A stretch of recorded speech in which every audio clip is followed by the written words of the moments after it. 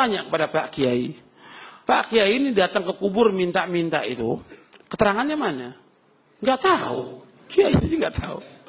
Kalau itu perbuatan syirik karena meminta dan beribadah kepada Allah. Bawakan dalilnya. Cuma ngaji di YouTube, ngaji sekali seminggu, sekali sepekan, seahad, udah berani bilang nggak ada dalilnya. Ngaca dulu. Sahabat ada nggak mengadakan tahlilan untuk Nabi Muhammad SAW ketika meninggal? Di mana dalilnya? Mana sanadnya? Mana dalilnya? Pernah nggak Imam Syafi'i? Kan mereka nisbatkan Syafi'i, mazhab Syafi'i. Pernah nggak Imam Syafi'i mengadakan tahlilan? Di mana dalilnya? Mana sanadnya? Mana dalilnya? Nggak bakal ada di kitabnya. Semua kitabnya nggak bakal ada. Itu kiai 20, 30, 40 tahun ngaji Quran dan Sunnah. Karena mereka mengaji, maka mereka tidak berani ngomong begitu. Berarti dia apa? Dibuat-buat oleh manusia. Makanya bawakan keterangan dalil dan tanya pada dia dalilnya. Mana? Mana dalilnya? Sahih atau tidak? Supaya kita benar, beragama ini dengan benar. Supaya kita nggak sesat. Jadi setiap kali membahas apa, mana dalilnya? Mana ada di zaman Rasul? Nah ini logika aja dia kacau itu. Kalau orang mengadakan perayaan Maulid Nabi, tentunya mereka ketika mengadakan perayaan itu bukan berarti iseng mereka, bukan. Tapi mereka ada tujuan ibadah. Kalau ibadah kembalinya kepada apa? Kalau ibadah kembalinya kepada apa? Dalil. Mana dalilnya? Sahih atau tidak? Supaya kita benar, beragama ini dengan benar. Supaya kita nggak sesat. Dia nggak tahu, dia bilang bid'ah. Padahal bid'ah itu sesuatu yang tidak ada dalilnya. Kalau masih ada dalilnya, kalau ente nggak tahu bilang, maaf saya nggak tahu dalilnya. Itu lebih aman. Saya mau tanya kepada Pak Kiai. Pak Kiai ini datang ke kubur minta-minta itu, keterangannya mana? Di mana dalilnya? Mana sanadnya? Mana dalilnya? Nggak tahu. Kiai itu nggak tahu. Kalau itu perbuatan syirik karena meminta dan beribadah kepada Allah. Bawakan dalilnya. Di Quran banyak ayatnya tentang itu. Atau ketika ada kematian dia melakukan tahlilan, tanya kepada kiainya, Pak Kiai, antum mengadakan tahlilan ada nggak dalilnya dari Nabi? Di mana dalilnya? Mana sanadnya? Mana dalilnya? Pernah nggak Nabi mengadakan tahlilan untuk Khadijah bintu Khuwailid ketika meninggal, untuk anaknya, untuk saudaranya, ada nggak? Di mana dalilnya? Mana sanadnya? Mana dalilnya? Nggak bakal ketemu sampai kapan juga. Dia akan sering ngomong boleh, tidak boleh, sunnah, bid'ah, halal, haram. Itu baru seperempat agama loh. Jangan terlalu larut bahas ini, nanti keras.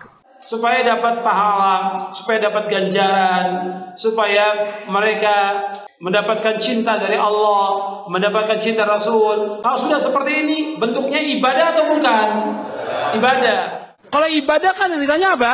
Dalilnya, contohnya. Lo antum siapa ngomong dalil? Yang ngerti dalil siapa? Orang yang ngaji Quran Sunnah tiap hari, yang khatam Sahih Bukhari Muslim, yang khatam Sunan Abu Daud. Lu Arba'in Nawawi aja belum khatam-khatam. Lu yang mengadakan ibadah dia kok yang ditanya kita larangannya. Kalau ibadah kan yang ditanya apa? Dalilnya, contohnya.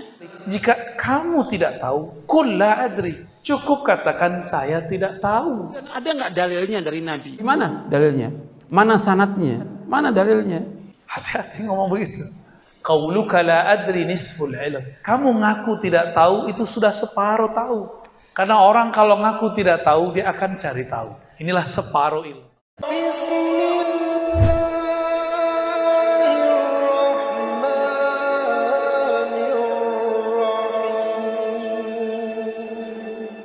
Orang kalau sampai di tahapan ini, dia akan sering ngomong boleh, tidak boleh, sunnah, bid'ah, halal, haram. Itu baru seperempat agama loh. Jangan terlalu larut bahas ini, nanti keras. Orang yang kelamaan mengaji di sini, nanti dia menjadi hukum fikih oriented. Jadi kita nyebutnya fikih oriented. Orientasinya hukum fikih zahir. Jadi setiap kali membahas apa, mana dalilnya? Mana ada di zaman Rasul? Nah ini logika aja dia kacau itu. Dia nggak tahu, dia bilang bid'ah. Padahal bid'ah itu sesuatu yang tidak ada dalilnya. Kalau masih ada dalilnya, kalau ente nggak tahu bilang, maaf saya nggak tahu dalilnya. Itu lebih aman. Lo antum siapa ngomong dalil? Yang ngerti dalil siapa? Orang yang ngaji Quran Sunnah tiap hari, yang khatam Sahih Bukhari Muslim, yang khatam Sunan Abu Daud. Lo Arba'in Nawawi aja belum khatam-khatam, Riyadhus Shalihin aja belum khatam-khatam, terus ngomong tidak dalilnya. dihisab oleh Allah Subhanahu wa taala. Hati-hati. Hati-hati ngomong begitu. Ya. Cukup katakan sebagaimana ulama salafus saleh Imam Malik. Beliau wafat 179. Berarti masih sebelum tahun 200, sebelum tahun 300, 179. Masih ketemu murid sahabat Rasulullah yaitu Nafi'. Apa kata Imam Malik? Jika kamu tidak tahu, qul la adri. Cukup katakan saya tidak tahu. Qauluka la adri nisful ilm. Kamu ngaku tidak tahu itu sudah separuh tahu. Karena orang kalau ngaku tidak tahu dia akan cari tahu. Inilah separuh ilmu. Ya. Cuma ngaji di YouTube, ngaji sekali seminggu, sekali sepekan, seahad, udah berani bilang nggak ada dalilnya. Ngaca dulu. Itu kiai 20, 30, 40 tahun ngaji Quran dan Sunnah. Karena mereka mengaji, maka mereka tidak berani ngomong begitu. Semakin Quran itu dalami, satu aja teks kita buka, Bismillahirrahmanirrahim. Antum percaya nggak?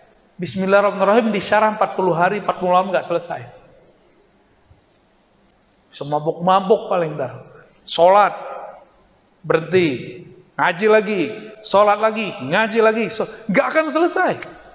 Dan itu disadari oleh sahabat Rasulullah namanya Ali bin Abi Thalib radhiyallahu taala anhu. Apa kata beliau? Jika saya mau, saya akan tulis, saya akan jelaskan tentang rahasia basmalah. Kemudian ditulis dalam kertas-kertas. Kertas itu dibawa oleh 40 onta. Berarti banyak itu. Ada nggak orang bisa nulis satu buku sehari? Nggak ada. Jadi kita butuh harus ngaca benar. Ya. Saya setiap kali baca surat Al-Fatihah dengan perenungan, saya menemukan hal yang baru. Percaya nggak? Setiap kali baca Fatihah dengan perenungan, bedakan terjemahan dengan pemaknaan, itu beda. Betul-betul luar biasa. Wajar jika Bismillah itu adalah permulaan semua surat kecuali surat Taubah. Wajar. Wajar. Luh Mahfuz dalam hadis Imam Tirmizi pertama kali diperintahkan nulis oleh Allah, dia bertanya, "Ma aktub?" Apa yang aku tulis ya Rabb? Allah mengatakan, hadis sahih, "Uktub Bismillahirrahmanirrahim." Tulislah dengan nama Allah yang Rahman ya Rahim. Jika Luh Mahfuz dimulai Rahman Rahim, kenapa ada orang belajar agama tidak ada Rahman Rahimnya? Kenapa orang bawa nama Allah tapi tidak dengan Rahman Rahim? Ini aneh ya. Ini sungguh aneh. Dia menampilkan yang Allah tidak suka tampilkan. Bapak ini senang nggak disebut kejem? Terus ada orang cerita, enggak, si Anu tuh orang baik kok, penyayang. Lebih senang mana? Diceritain mana? Kita lebih senang diceritain kalau kita penyayang, benar nggak? Kira-kira sama Pak. Allah lebih suka daripada itu. Walillahil matsalul a'la. Bagi Allah perumpamaan yang tinggi. Itu al-Islam tuh ya. Jadi kalau antum cuma belajar fikih, belajar sunnah, bid'ah, siap-siap di rumah tangga tengkar. Siap-siap di masjid komplek tengkar. Jangan-jangan di masjid ini tengkar juga nih. Ya. Berarti salah orientasi. Cukup porsinya 1/4. Jangan lebih. 1/4 kedua kajian iman. Iman itu di kolbu. Berkaitan dengan akal. Maka hujjah orang belajar hukum zahir itu nomor ayat, nomor hadis. Tapi kalau hujjah iman itu rasional. Pengawasannya nggak ada. Adakah satu zarah di alam semesta wujud tapi tidak diciptakannya? Itu virus sebiji zarah kalau di Quran. Itu virus kan nggak kelihatan sama mata. Bahasa Arabnya zarah. Itu disebut zarah. Apakah dia terjadi karena eksperimen konspirasi atau karena izin Allah? Sebenarnya izin Allah. Mereka mau buat makar, Allah buat makar juga. Dalam makar mereka Allah bermakar. Tenang aja ya. Cuma kita kan ditakut-takutin berita ini, beritanya lebih gede. Kalau antum nggak punya kekuatan nur di kolbu, apa yang terjadi? Kenapa ya saya hidup begini? Kenapa saya salah apa? Kenapa kami hidup di zaman corona? Nanti bakal ngomong gitu. Ini kurang imannya kepada Allah. Maka kurang percaya kepada takdir. Jadi takdir itu puncak iman kepada Allah. Ya. Orang yang mengatakan percaya kepada Allah, cek aja dia percaya, terima nggak? Ya. Ini kan kajian kita terbuka. Hari Senin lalu saya ke Mabes TNI. Saya tanya tuh beberapa bapak, bapak hormat ke atasan itu di hati ridho nggak? Capek loh Pak. Hormat, siap. Hormat siap, hormat siap. Itu kalau mereka nggak ridho dengan posisi mereka sekarang, stres itu. Dalam hati mikir, hormat mulu. Pasti gitu. Senyum, saya tanyain begitu, senyum. Berarti emang separuh nggak ridho. Dan kebenaran ketemu sahabat kita keluar dari anggota. Karena stres, hormat mulu. Yang dihormat masih lebih muda daripada dia. Ya, masalahnya ridho apa enggak, gitu aja. Ya, nah, ini udah masuk akal, udah masuk ke kolbu. Ini dalil akal yang tunduk ke kolbu. Inilah yang disebut lahum qulubu yaqiluna biha. Mereka punya kolbu yang dijadikan sumber berakal, berpikir. Jangan seperti kelompok-kelompok materialis yang kemudian dibungkus agama. Akalnya berdasarkan data tertulis. Itu data tertulis kan bisa aja dipalsukan. Bisa digiring kemana-mana loh. Ayatnya sama, pemahamannya bisa beda. Kok bisa? Saya baca hadis. Kullu bid'atin dolalah. Tapi saya nggak suka membid'ahkan orang loh. Kawan saya baca hadis. Kullu bid'atin dolalah. Tapi kok jadi kenceng? Sama-sama ngomong hadis kullu bid'atin dolalah. Sama-sama baca Sahih Muslim. Apa yang masalah? Ternyata perangkat ilmu dia ketika baca kullu bid'atin berbeda. Gitu. Ya. Itu bab iman ya. Saya mau tanya lagi, ridho nggak zaman pandemi? Ridho nggak dengan pekerjaan sekarang? Kalau ridho, selamat, sebentar lagi antum bahagia. Insya Allah ya. Karena kalau sudah ridho baru bisa masuk ke bab ihsan. Kalau nggak bisa masuk ke bab ihsan. Nabi ditanya mengenai ihsan. Apa itu ihsan? Jawabannya apa? Engkau menyembahnya seakan memandangnya. Jika tidak merasa memandangnya, maka merasalah dipandangnya. Kalau dikaitkan dengan hadis Nabi yang lain, hadis yang sahih juga, innallaha yanzuru ila qulubikum. Allah memandang ke dalam kolbumu. Berarti lafaz yang kedua itu adalah suasana kolbu. Allah memandang ke dalam kolbu. Jika kolbu merasa dipandang, itulah ihsan level 1. Yang lebih tinggi lagi, bukan hanya merasa dipandang, diperhatikan, tapi merasa seakan-akan bertemu Allah Subhanahu wa Ta'ala. Pertanyaannya, Allah bukan fisik, benar nggak? Allah juga bukan sesuatu yang metafisika yang dibayangkan dalam filsafat, bukan juga. Dalam filsafat, angka-angka itu metafisika. Karena 11 sama 2 antara Romawi dan Latin beda kan? Ada dengan kita nyebut 2. 2 apa? Begini kan? Tapi kalau dalam Latin kalau kita nulisnya itu 11. Berarti bukan itulah angka, itu simbol angka. Angka itu ketika ini satu barang, ini barang kedua, ini 2 namanya. Berapa orang di depan? 1, 2. Ini 2. Kalau ditulis tergantung bahasanya, tergantung simbolnya. Maka 2 itu bukan angka. 2 itu masuk ke alam metafisika. Dalam filsafat murni matematika sudah masuk ke sana. Saya ini S1 akidah dan filsafat, lalu S1 saya yang kedua hadis. Saya ada S1 yang ketiga di Rasa Islamiyah, tapi ngajinya sama ulama Suriah. Tapi 3 tahun nggak selesai. Yang selesai 2 ini. Dulu ngambil bahasa Arabnya aja. Saya belajar filsafat murni, tapi yang sudah disaring oleh Imam Al-Ghazali. Imam Ghazali mengatakan ada filsafat yang halal, yang mubah, ada yang makruh, ada yang haram. Dia sudah bagi. Saya mau tanya ke antum belajar ilmu fisika nggak? Belajar matematika? Ada namanya teori Pitagoras? Itu filsafat murni.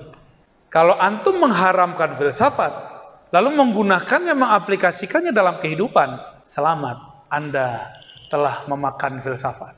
Lalu Anda haramkan apa yang Anda makan. Ya, kawan saya belajar arsitek. Arsitek itu bahasa Arabnya handasah. Itu salah satu cabang dalam filsafat. Dulu hanya filosof yang bisa bangun. Itu sebabnya di Yunani, Athena itu bagus sekali. Itu dari bangunan filsafat.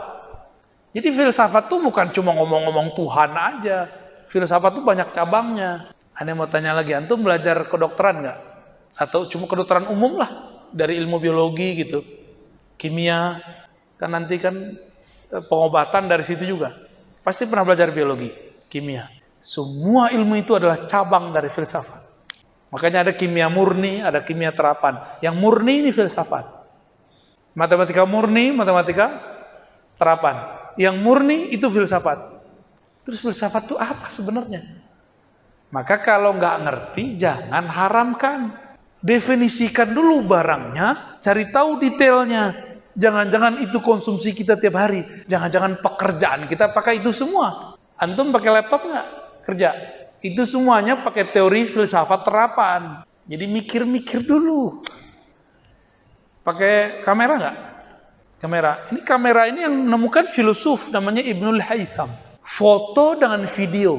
Nah, ini ada sahabat saya baru hijrah. Terus dia bilang, "Tat, foto itu haram." Oh gitu. Terus kamu ngaji sama siapa? Ngaji sama si fulan. Lewat apa? YouTube. Oke. YouTube itu ada videonya. Atau suaranya doang? Tapi yang merasa, dia perhatikanlah Allah. Antum kalau kerja, ada CCTV, gimana? Jadi rajin nggak? Jadi rajin. Kalau nggak ada CCTV, santai. Kira-kira begitulah orang-orang yang merasa dilihat oleh Allah. Tapi itu baru satu bab, namanya bab jalal. Allah maha mengawasi dengan keperkasaannya. Jadi kita kayak grogi diperhatikan. Tapi ada bab diperhatikan oleh kekasih. Pernah nggak jatuh cinta seseorang, lalu dari jauh kita merasa diperhatiin? Seru nggak? Wah, asik sekali. Nah, kalau ihsan yang ini, yang enaknya yang ini, yang tadi itu yang nggak enaknya. Jadi ihsan ini ada dua bab. Ada bab khauf, ada bab raja. Ada ihsan bab takut diperhatikan, ada ihsan bab senang diperhatikan.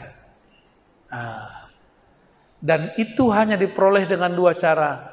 Mengenal Allah, dan yang kedua berzikir, mengingatnya. Baru rasa itu muncul. Kalau yang pertama, yang level tertinggi, yaitu merasa memandangnya, ini ilmu masih dirahasiakan, ya. Nanti mungkin beberapa kajian saya buka. Kita tahan dulu, karena itu butuh banyak kali pertemuan, ya, dan gak cukup ngaji, dia ada prakteknya. Nah, lebih kurang segitu dulu. Udah jam berapa nih? Ya, mohon maaf atas keterlambatannya. Semoga pertemuan ini diberkahi, diridhai Allah. Jika salah itu salah saya, jangan dikaitkan dengan guru, aliran, kelompok, atau dikaitkan dengan Allah. Jika benar, pujilah Allah Subhanahu wa taala. Sallallahu alaihi Nabi Muhammad. Assalamualaikum warahmatullahi wabarakatuh.